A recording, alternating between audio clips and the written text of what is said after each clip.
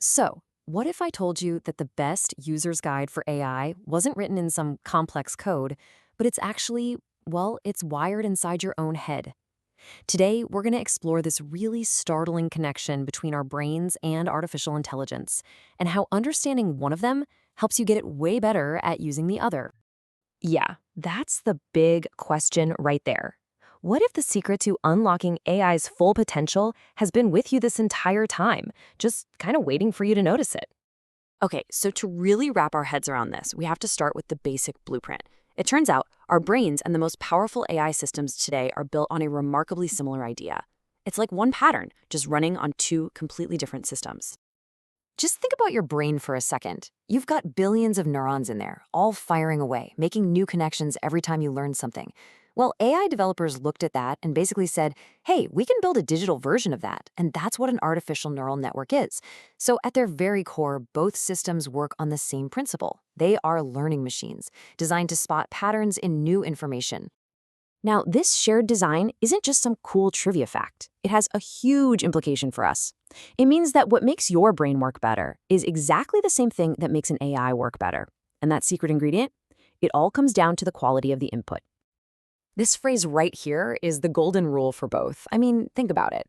If a teacher gives a student really clear, detailed instructions, they're going to produce much better work, right?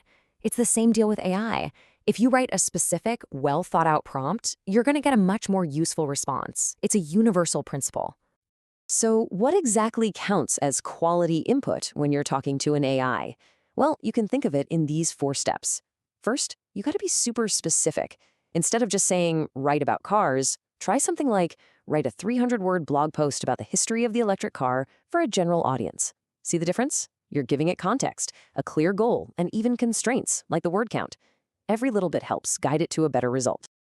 And let's be real, these rules aren't some new AI trick. This is just good communication, period. If you tell someone to just be creative, you're probably going to get a blank stare. But if you give them a clear goal with some context and constraints, suddenly they have a path to follow. We've always needed this for our own brains. Now we just need to apply it to our digital ones.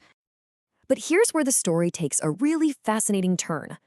This incredible similarity, the way our brains and AI learn, it also means they have the same weaknesses.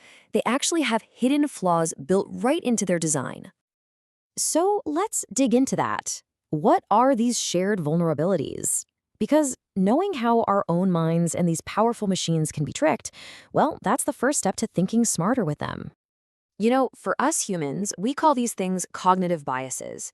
To save energy, your brain loves to take mental shortcuts. A classic example is confirmation bias. That's that little voice that makes you look for information that proves what you already believe and kind of ignore anything that challenges it. We all do it. And here's the kicker. AI has the exact same problem. We call it algorithmic bias. And AI learns from all the data we feed it, which is mostly stuff from the internet. And if that data is packed with our own human biases, and it is, the AI doesn't just learn them, it can actually amplify them. And then it'll give you a totally biased answer with 100% confidence. So, on top of those hidden biases, both systems are also totally vulnerable to just plain wrong information. You've heard the saying, garbage in, garbage out, right? Well, it's never been more true. If the data going in is flawed, whether it's your brain reading fake news or an AI learning from bad sources, the conclusions coming out are going to be flawed too. The second big vulnerability is a bit ironic. It's an over-reliance on patterns. Our brains are incredible at finding patterns, but sometimes we see them when they aren't even there. Like seeing a face in the clouds. Well, AI does the exact same thing. It can find some random correlation in the data and treat it like it's an unbreakable rule of the universe. Okay, so knowing that we have these shared weaknesses, how do we protect ourselves?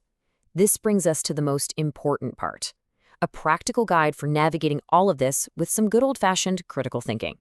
All right, here's your mental toolkit. First up, always verify the source. Before you believe something from a friend or from an AI, ask, where did this come from? Second, seek out different perspectives. Pop your own echo chamber. Third, just be skeptical. Constantly ask yourself, wait, how do we know this is true? And finally, be aware. Just knowing that you have biases and that the AI has limitations is probably the most powerful defense you have. So let's just boil this all down to the three big takeaways. Number one, quality in, quality out. That's true for your mind and for any AI you use.